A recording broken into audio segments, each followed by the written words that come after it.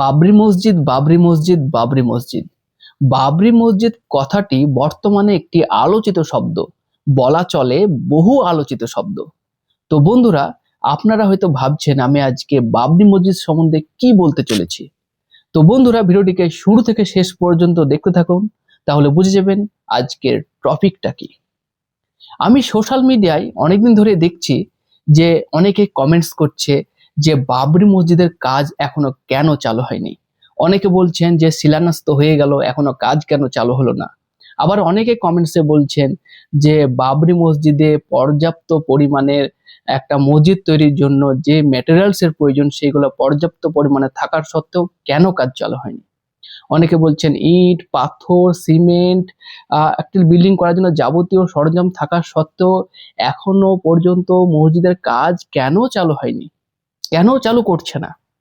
তো বন্ধুরা, আজকের টপিক হচ্ছে এটাই। আজকে আপনাদেরকে আমি ক্লিয়ার করব যে বাবরি মসজিদ কেন কাজ এখনো চালু হয়নি।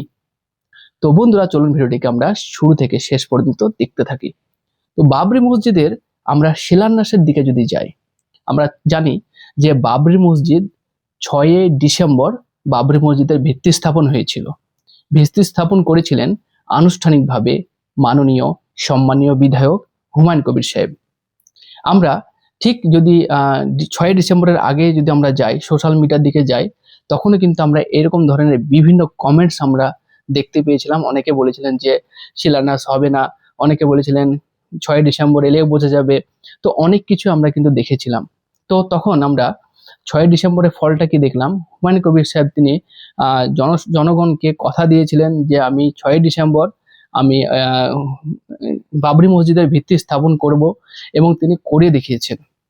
তিনি বিভিন্ন বাধা বিপত্তির মধ্যেও তিনি তিনার জীবনকে বাজি রেখেও তিনি কিন্তু এই বাবরি মসজিদের ভিত্তি স্থাপন করে দেখিয়েছিলেন। এবং তিনি কথা দিয়েছিলেন যে আমি বাবরি মসজিদের কাজ চালু করব, সেটিও আনুষ্ঠানিকভাবে।